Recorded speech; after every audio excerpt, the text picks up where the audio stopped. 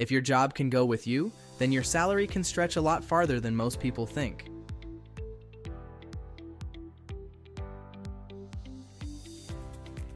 Because remote work changes the rules. You are no longer choosing a state based on your commute. You are choosing it based on rent, taxes, internet, and how much of your paycheck actually survives the month.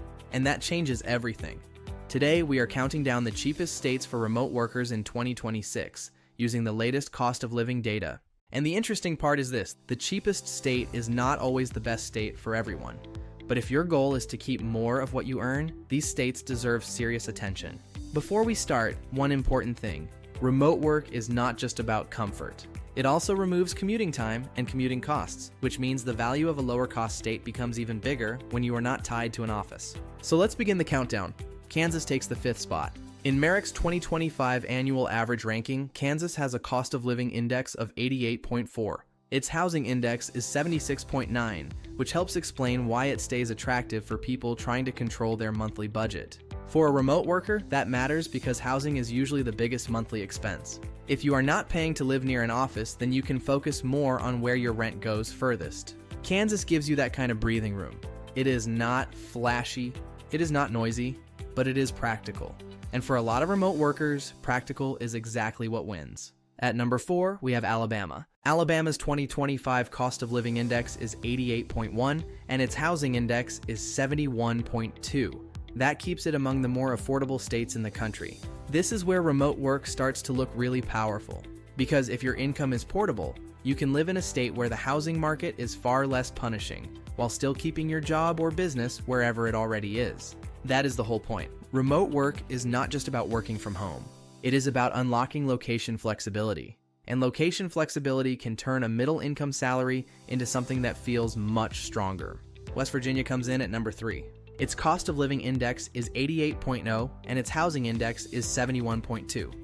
That makes West Virginia one of the strongest low-cost options for remote workers who care about monthly pressure.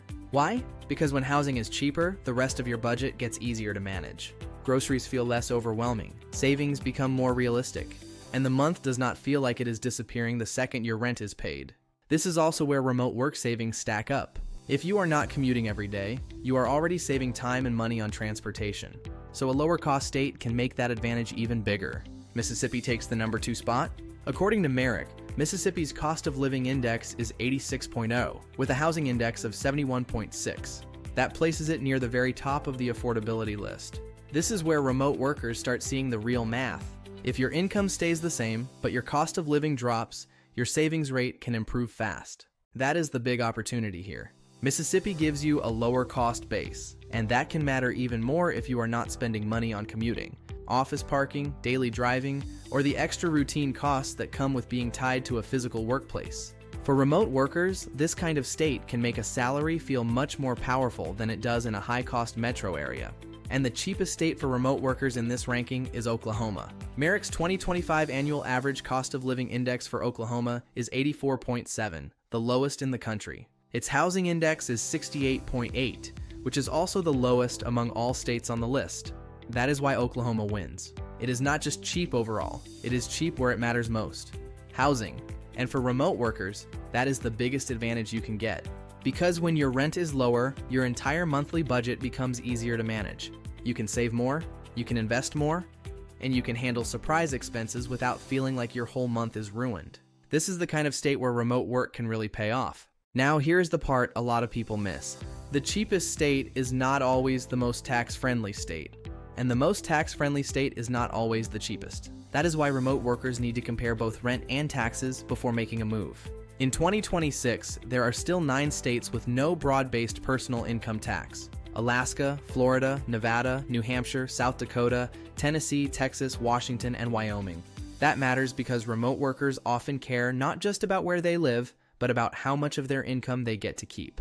So the smart move is not to chase cheap rent alone.